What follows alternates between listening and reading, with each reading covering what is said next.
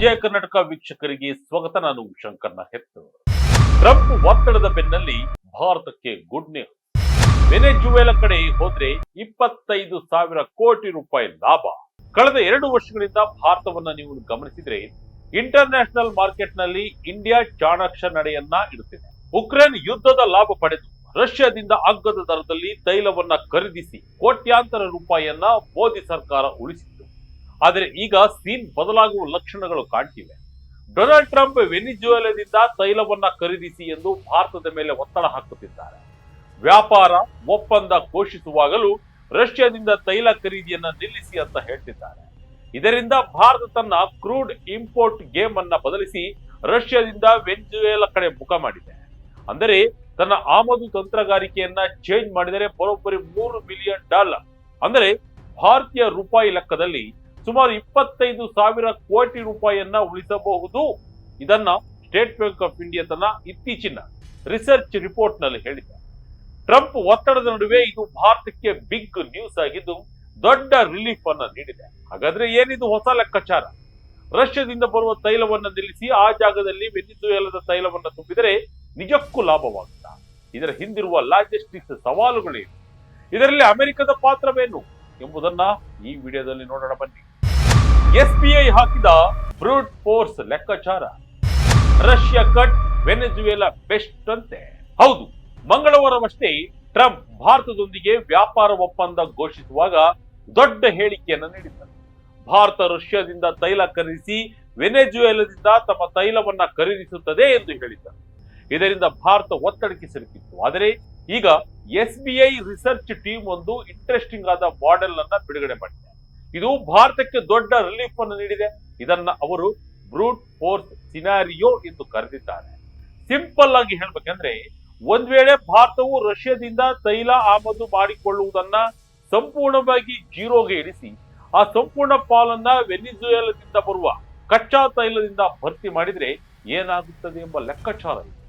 ಈ ವರದಿಯ ಪ್ರಕಾರ ಸದ್ಯದ ಮಾರುಕಟ್ಟೆಯ ದರಗಳು ಮತ್ತು ವೆನೆಜುವೆಲಾ ನೀಡಬಹುದಾದ ಡಿಸ್ಕೌಂಟ್ ಗಳನ್ನ ಪರಿಗಣಿಸಿದರೆ ಭಾರತದ ವಾರ್ಷಿಕ ಇಂಧನ ಆಮದು ಬಿಲ್ ಸುಮಾರು $3 ಬಿಲಿಯನ್ ನಷ್ಟು ಕಡಿಮೆಯಾಗಬಹುದು. $3 ಬಿಲಿಯನ್ ಅಂದ್ರೆ ಸುಮ್ಮನೆ ಅಲ್ಲ, ಬರೋಬ್ಬರಿ 25,000 ಕೋಟಿ ರೂಪಾಯಿ. ನೋಡಿ ಎಷ್ಟು ದೊಡ್ಡ ಅಮೌಂಟ್ ಅಲ್ವಾ? ವೆನೆಜುವೆಲಾ ತೈಲಕ್ಕೆ ಡಿಸ್ಕೌಂಟ್ ಸಿಗುತ್ತಾ? ರಷ್ಯಾಕ್ಕಿಂತ ವೆನೆಜುವೆಲಾ ತೈಲವೇ ಬೆಸ್ಟ್. ಸದ್ಯದ ಮಾಹಿತಿಯ ಪ್ರಕಾರ ವೆನೆಜುವೆಲಾದ ಹೆವಿ ಕ್ರೂಡ್ ಆಯಿಲ್ ಅಥವಾ ಕಚ್ಚಾ ತೈಲದ ಬೆಲೆ ಬ್ಯಾರೆಲ್ಗೆ ಸುಮಾರು $51 ಆಸುಪಾಸಿನಲ್ಲಿದೆ. ಎಸ್ಬಿಐ ಸಂಶೋಧಕರ ಪ್ರಕಾರ ಟ್ರೇಡ್ ಕ್ರೂಡ್ ಬೆಲೆ ಹೋಲಿಸಿದರೆ ವೆನಿಜುವೆಲಾ ತೈಲದ ಬೆಲೆ $10 ರಿಂದ $12 ರಿಯಾಯಿತಿ ಸಿಕ್ಕರೆ ಸಾಕು. ಭಾರತಕ್ಕೆ ಇದು ಲಾಭದಾಯಕ ಡೀಲ್ ಆಗುತ್ತದೆ. ರಷ್ಯಾದ ತೈಲದ ಮೇಲೂ ಡಿಸ್ಕೌಂಟ್ ಇದೆ. ಆದರೆ ಉಕ್ರೇನ್ ಯುದ್ಧದ ತೀವ್ರತೆ ಕಡಿಮೆ ಆದರೆ ರಷ್ಯಾದ ಡಿಸ್ಕೌಂಟ್ ಕೂಡ ಕಡಿಮೆ ಆಗಬಹುದು. ಆಗ ವೆನೆಜುವೆಲಾ ಆಪ್ಷನ್ ಭಾರತದ ಪಾಲಿಗೆ ವರದಾನವಾಗಿದೆ. ಆದರೆ ಶಿಫ್ಟಿಂಗ್ ಚಾರ್ಜ್, ಇನ್ಸೂರೆನ್ಸ್ ಎಲ್ಲವೂ ಸೇರಿಸಿದರೂ $10 ರಿಂದ $12 ಡಿಸ್ಕೌಂಟ್ ಸಿಕ್ಕರೆ ರಷ್ಯಾ ತೈಲಕ್ಕಿಂತ ವೆನೆಜುವೆಲಾ ತೈಲವೇ ಬೆಸ್ಟ್ ಎಂದು ಎಸ್ಬಿಐ ವಾದ. ಸಮುದ್ರದಲ್ಲಿ ಸಂಚಾರವೇ ದೊಡ್ಡ ಸವಾಲು. ರಷ್ಯಾಕ್ಕಿಂತ 2 ಪಟ್ಟು, ಗಲ್ಫ್ಗಿಂತ 5 ಪಟ್ಟು ದೂರ. ಆದರೆ ಈ $3 ಬಿಲಿಯನ್ ಉಳಿತಾಯ ಮಾಡುವುದು ಅಷ್ಟು ಸುಲಭವಲ್ಲ. ಎಸ್ಬಿಐ ವರದಿಯೇ ಹೈಲೈಟ್ ಮಾಡಿರುವಂತೆ ಇಲ್ಲಿರುವ ಅತಿ ದೊಡ್ಡ ವಿಲ್ಲನ್ ಅಂದರೆ ದೂರ. ವೆನೆಜುವೆಲಾ ಇರುವುದು ದಕ್ಷಿಣ ಅಮೆರಿಕದಲ್ಲಿ. ಅಲ್ಲಿಂದ ಭಾರತಕ್ಕೆ ಹಡಗಿನಲ್ಲಿ ತೈಲ ತರುವುದು ಸುಲಭದ ಮಾತಲ್ಲ.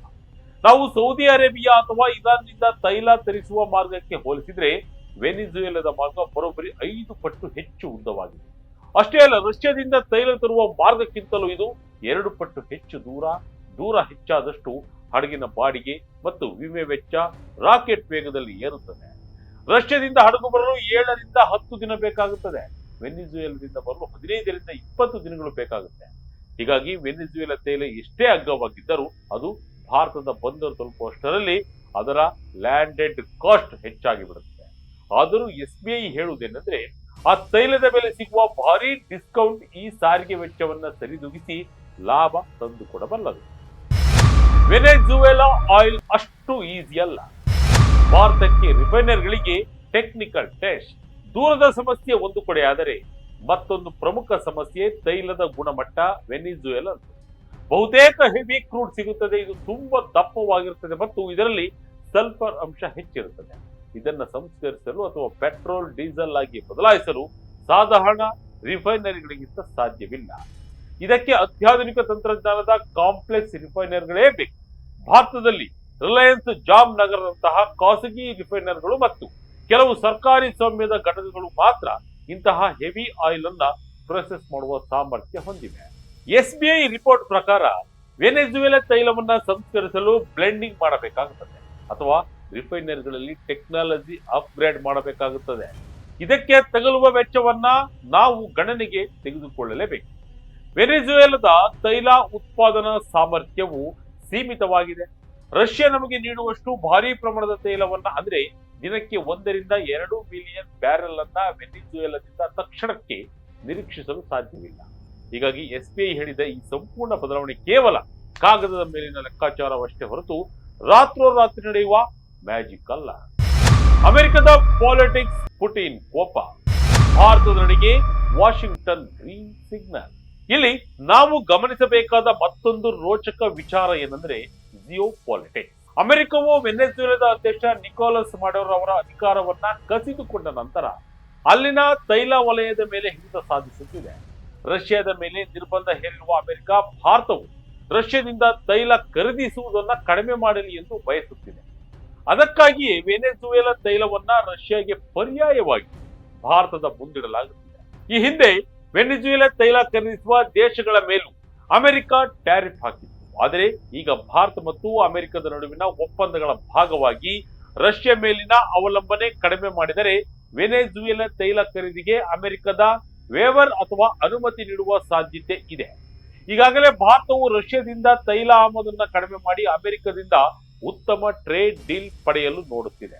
ರಷ್ಯಾದ ಆಮದು 2 ಮಿಲಿಯನ್ ಬ್ಯಾರೆಲ್ನಿಂದ 5 ರಿಂದ 6 ಲಕ್ಷ ಬ್ಯಾರೆಲ್ಗೆ ಇಳಿಯುವ ಸೂಚನೆ ಇದೆ. SBI ವರದಿ ಈ ರಾಜಕೀಯ ಬದಲಾವಣೆಗೆ ಪೂರಕವಾಗಿದೆ. ವೆನೆಜುವೆಲಾ ತೈಲವು ಕ್ಲೀನ್ ಮತ್ತು ಅಮೆರಿಕದ ದೃಷ್ಟಿಯಲ್ಲಿ ಸ್ಯಾಂಕ್ಷನ್ ಮುಕ್ತ ಪರ್ಯಾಯವಾಗಿ ಕಾಣಿಸುತ್ತಿದೆ. SBI ವರದಿಯ ಫೈನಲ್ ವರ್ಡಿಕ್ಟ್ ಏನು? ಇದು ಪಕ್ಕಾ ಆಗುತ್ತಾ ಅಥವಾ ಬರೀ ಕಲ್ಪನೆನಾ? SBI ರಿಸರ್ಚ್ ಸ್ಪಷ್ಟಪಡಿಸಿರುವಂತೆ ಭಾರತದ ತೈಲ ಆಮದು ಒಂದೇ ಬಾರಿಗೆ ರಷ್ಯಾದಿಂದ ವೆನೆಜುವೆಲಾಗೆ ಶಿಫ್ಟ್ ಆಗುವುದಿಲ್ಲ. ಬದಲಿಗೆ ಇದು ಒಂದು ಮಿಕ್ಸ್ ಆಗಿರಲಿದೆ. ರಷ್ಯಾ, ವೆನೆಜುವೆಲಾ, ಮಿಡ್ಲ್ ಈಸ್ಟ್ ಮತ್ತು ಅಮೆರಿಕ ಹೀಗೆ ಎಲ್ಲಾ ಕಡೆಯಿಂದಲೂ ತೈಲ ಬರುತ್ತದೆ. ಪ್ರತಿ ತಿಂಗಳ ಬೆಲೆ, ಡಿಸ್ಕೌಂಟ್ ಮತ್ತು ಶಿಪ್ಪಿಂಗ್ ಚಾರ್ಜ್ ನೋಡಿ ಈ ತೈಲ ಆಮದನ್ನು ನಿರ್ಧಾರ ಮಾಡಲಾಗುತ್ತದೆ. SBI ನ $3 ಬಿಲಿಯನ್ ಉಳಿತಾಯ ಎಂಬುದು ಒಂದು ಬೆಸ್ಟ್ ಕೇಸ್ ಸಿನಾರಿಯೋ ಆಗಿದ್ದು, ಒಂದು ವೇಳೆ ಉಕ್ರೇನ್ ಯುದ್ಧ ನಿಂತು ರಷ್ಯಾ ಡಿಸ್ಕೌಂಟ್ ಕಡಿಮೆ ಮಾಡಿದ್ರೆ ಆಗ ವೆನೆಜುವೆಲಾ ಕಿಂಗ್ ಆಗಬಹುದು. ಆದರೆ ರಷ್ಯಾ ಮತ್ತೆ $15 ರಿಂದ $20 ಡಿಸ್ಕೌಂಟ್ ಮುಂದುವರಿಸಿದ್ರೆ ವೆನೆಜುವೆಲಾಗಿಂತ ರಷ್ಯಾನೇ ಬೆಸ್ಟ್ ಎಂದು ಭಾರತ ಸುಮ್ಮನಾಗಬಹುದು. ಭಾರತದ ಆಮದು ತಂತ್ರಗಾರಿಕೆ ಕೇವಲ ಬೆಲೆಯ ಮೇಲಷ್ಟೇ ಅಲ್ಲ, ಲಾಜಿಸ್ಟಿಕ್ಸ್ ಮತ್ತು ಜಾಗತಿಕ ರಾಜಕೀಯದ ಮೇಲೂ ನಿಂತಿದೆ. ಈಗಾಗಲೇ ರಷ್ಯಾದಿಂದ ಕಚ್ಚಾ ತೈಲ ಖರೀದಿಯನ್ನ ಭಾರತ ದಿನದಿಂದ ದಿನಕ್ಕೆ ಇಳಿಸುತ್ತಾ ಬಂದಿದೆ. ಇತ್ತೀಚೆಗೆ ಕೇಂದ್ರ ಇಂಧನ ಸಚಿವ ಹರ್ದೀಪ್ ಸಿಂಗ್ ಪುರಿ ಹೇಳಿರುವಂತೆ ಈಗಾಗಲೇ ರಷ್ಯಾದಿಂದ ಕಚ್ಚಾ ತೈಲವನ್ನ ದಿನಕ್ಕೆ $1.3 ಮಿಲಿಯನ್ ಗೆ ಇಳಿಸಲಾಗಿದೆ. ಸದ್ಯ ಕೆನಡಾ ಹಾಗೂ ಅಮೆರಿಕದಿಂದ ತೈಲವನ್ನ ಖರೀದಿಸಲಾಗುತ್ತಿದ್ದು 40 ದೇಶಗಳಿಗೆ ತೈಲ ಆಮದನ್ನ ಭಾರತ ವಿಸ್ತರಿಸಿದೆ. ಒಟ್ಟಿನಲ್ಲಿ ಟ್ರಂಪ್ ಒತ್ತಡದ ಹಿನ್ನೆಲೆ SBI ವರದಿ ಭಾರತಕ್ಕೆ ಇರುವ ಅವಕಾಶವನ್ನು ತೆರೆದಿಟ್ಟಿದೆ. ನಮ್ಮ ಇಂಧನ ಆಮದು ಬಿಲ್ ತಗ್ಗಿಸಲು ವೆನೆಜುವೆಲಾ ಒಂದು ಪ್ರಬಲ ಅಸ್ತ್ರವಾಗಬಲ್ಲದು. ಆದರೆ ದೂರದ ಪ್ರಯಾಣ, ರಿಫೈನರ್ಗಳ ಸಮಸ್ಯೆ ಮತ್ತು ವೆನೆಜುವೆಲಾದ ಉತ್ಪಾದನಾ ಸಾಮರ್ಥ್ಯ ಈ ಡೀಲ್ಗೆ ಅಡ್ಡಿಯಾಗಬಹುದು. $3 ಮಿಲಿಯನ್ ಉಳಿತಾಯದ ಮಾತು ಕೇಳಲು ಚಂದ, ಈಗ ಅಮೆರಿಕದ ಕೃಪೆ ಕೂಡ ಇದೆ.